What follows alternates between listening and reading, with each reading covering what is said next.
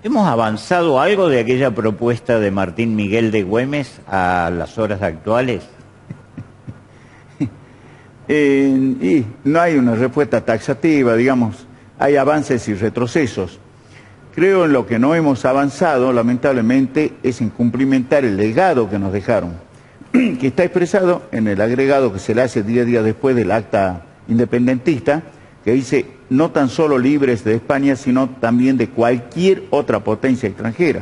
En estas circunstancias estamos más endeudados y lejos de esa aspiración que nunca.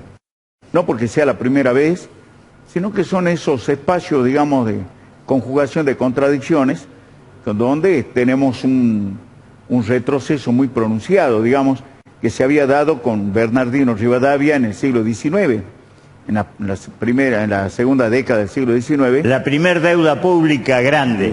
La enfiteusis, y tardamos casi 100 años en pagar esa deuda, ¿no? Entonces parece que nos cuesta contactar y entender la historia. Mark Bloch decía que la historia no se la aprende, sino se la comprende. Creo que tenemos problemas de comprensión, así que estamos en dificultades, y ahora esto se ve facilitado por la desestructuración de los partidos. Entonces es como que el pueblo, digamos, tiene serias dificultades para salir de la masificación y obtener categoría ciudadana, digamos, en la conformación de sujeto político, es decir, la formación política, ¿no?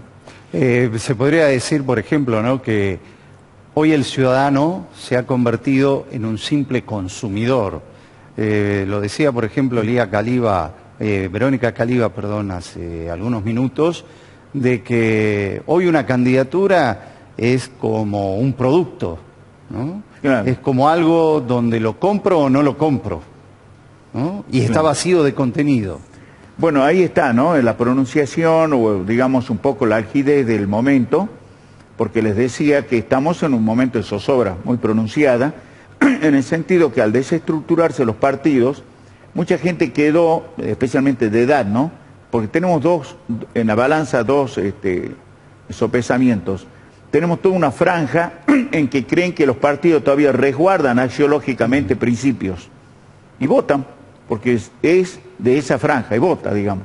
Y por allí en la confianza de que quien aparentemente los representa es coherente en el lineamiento principal o de principios o ideológicos. Y algunas veces viene la defraudación. Claro. ¿No? Y en el otro lado tenemos todo un segmento cada vez más mayoritario, que son jóvenes, que al no tener partidos, digamos, que lo perfilen, lo orienten, digamos, la formación de cuadros, ¿no? Es decir, la lógica, digamos, segmentación que hay desde el adherente, el simpatizante, el militante y el dirigente, es decir, que son sintomáticos, digamos, de su ascenso de compromiso y formación, ¿no?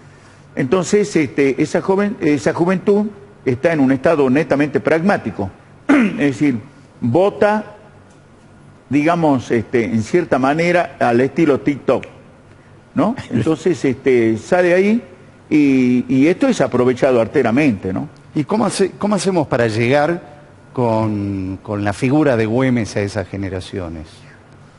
Bueno, yo creo que fundamentalmente aquí hay que hacer dos o tres cosas, ¿no? Una de ellas es la reestructuración profunda, bisturí al hueso, al sistema educativo. Una, ¿no? Basta de parche, no va más a la iglesia, esto inclusive va mucho en profundidad, mucho más allá de la cuestión anual de los salarios. Esto es un tema muy, muy álgido, digamos, muy profundo. En segundo lugar, hay que devolverle vida a los partidos, es decir, no hay democracia sin partidos políticos, y los partidos políticos son el encauzamiento del pueblo. No hay nación sin pueblo, no hay vida democrática, por lo tanto, sin un pueblo que deje de ser objeto y pase a ser sujeto político, o sea, lo que decía Perón por allí, protagonista de su destino. Pero para eso debe tener una capacidad de discernimiento bastante fuerte, ¿no? Para eso cambiar la educación. Sí, fundamentalmente. De fondo. Yo creo que es fundamental. Y después la formación de cuadros, es decir, nosotros tenemos administradores de kioscos, digamos, más eficientes, menos eficientes, pero no tenemos cuadros políticos. Y por allí alguno pinta en cierta manera, pero se desdibuja en la conjugación de las propias contradicciones. Es decir, la agidez electoral hace de que surjan más candidatos y los candidatos menos potenciados desde determinados principios, porque para el candidato, si logra un estamento ahora, en la próxima no sabe de cómo llega, porque llega prebendariamente, porque para que lo vuelvan a poner para la reelección, es decir, no llega desde el consenso, digamos, que supere la falta de los estamentos partidarios. Es decir, el pueblo no está preparado para eso. Aparte, el pueblo recién está tomando mano al soporte tecnológico que acompaña al proceso electoral, en un contexto de ingeniería. Hoy se está más preocupado por estos problemas que son de fondo, por la ingeniería electoral, es decir, cómo hacemos que la gente no llegue. Y yo creo que se va a imponer en algún momento, y que puede ser dramático eso, se va a imponer en algún momento la no obligatoriedad del voto, ¿no? Entonces ahí te quiero ver, no sé qué va a pasar cuando no haya obligatoriedad del voto, ¿no? Es decir, y además de que vamos a un estadio de agidez en cuanto a la desesperanza, un poco al desazón, que no se sienten representados, que también hay que ver hacia dónde se perfila. Es decir, la falta de liderazgos hace que ese encauzamiento desborde, nadie sabe hacia dónde, ¿no? Y de qué manera y cuándo. Hay un dato interesante en lo que acaba de decir el profe Cáceres recién sobre la desazón. Güemes encaró esto bajo un objetivo que era conquistar algo para tener la libertad, y esa libertad que venga sea independiente de todo el mundo, pero además era un escenario con una idea que actuaba como un imán. En este momento es como que hay ausencia de ideas. No, claro, es decir, ha quedado todo sujeto a especie de souvenir. Es decir, si uno mira, no sé, cualquier figura, que si lo tomemos a Che Guevara o a Perón, a Evita misma. La remera, la estampita. Puede haber espacio que diga somos los ultraperonistas.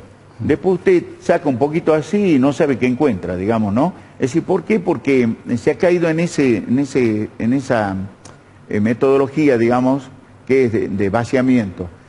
Y el problema es que el pueblo requiere soluciones urgentes. Nosotros tenemos muchas posibilidades.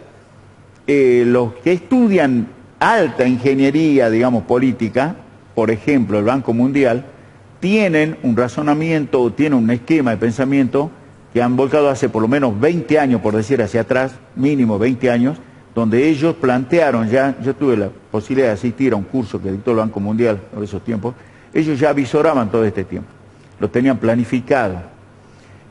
Por ejemplo, que un ciudadano, a los efectos de poder tener alguna posibilidad socioeconómica en el medio, iba a tener que tener 4 títulos. Y hoy tenemos jóvenes que son magíster, por ejemplo, y sin embargo ello no implica la cualificación, no solo intelectual, sino fundamentalmente en su repercusión en la textura política, que es donde está la esperanza de los cuadros políticos, digamos, ¿no? Entonces, esto está muy agudo, y yo creo que hay que tomar cartas de la manera más, y digo más, ¿no? Es decir, hoy llamativamente no se puede discernir, por ejemplo, el pueblo no puede discernir, no es que no quiere discernir. Digamos, toma actitudes espasmódicas, digamos, me gusta, no me gusta, y dice buenas palabras, malas palabras, digamos, en así de un caos, digamos, conceptual. No puede discernir por qué estamos tan endeudados, por ejemplo, sería una pregunta básica. ¿Vaya qué? ¿Cómo el endeudamiento? Entonces parece que estamos esperando, hoy recién estamos acercándole a través del sistema educativo, ráfaga, digamos, del primer endeudamiento de Rivadavia, en un marco así tirado de los pelos, es decir, no hay toda una textura, si no, usted no entiende por qué hay avenidas, escuelas, de todo, con el nombre de quienes han puesto en zozobra a la nación, ¿no?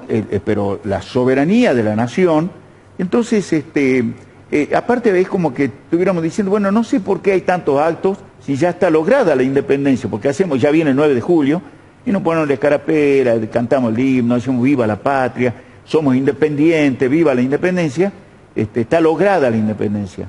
Y hoy más que nunca está en peligro la independencia, la soberanía. Es decir, no solo tenemos el problema de 1833 de las Islas Malvinas, sino que hoy vemos en zozobra el territorio clave de la Patagonia, que es clave desde el punto de vista de los recursos, ¿no? Recursos no renovables.